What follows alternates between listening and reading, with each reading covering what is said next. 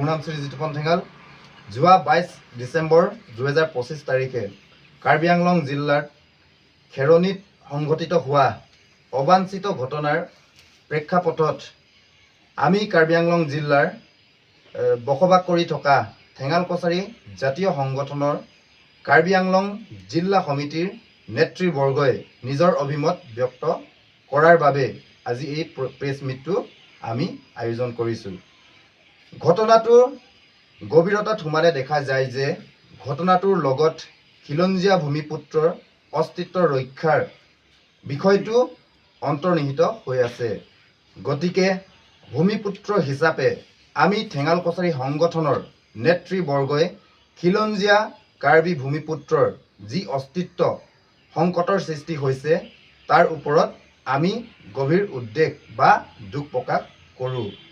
গতিকে আমি কাৰ্বি আংলং জিলাৰ ঠেঙাল কছাৰী সংগঠনৰ তৰফৰ পৰা অসম চৰকাৰ তথা কাৰ্বি আংলং জিলাৰ স্বায়ত্তশাসিত পৰিষদৰ নেতৃবৰ্গক কাৰ্বি ভূমিপুত্ৰৰ যি অধিকাৰ তাক সুনিশ্চিত বা ৰক্ষা কৰাৰ বাবে আমি আহ্বান জনাওঁ।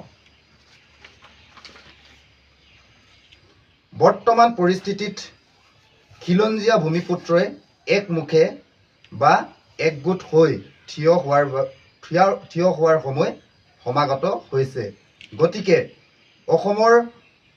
অসমৰ সংগঠনৰ নেতৃবৰ্গসমূহে খিলঞ্জীয়াৰ বিষয়টোক গভীৰতাৰ বাবে বুজ ল'বলৈ কাৰ্বি আংলঙৰ হকে মাত দিবলৈ আমি সকলোকে আহ্বান জনালোঁ।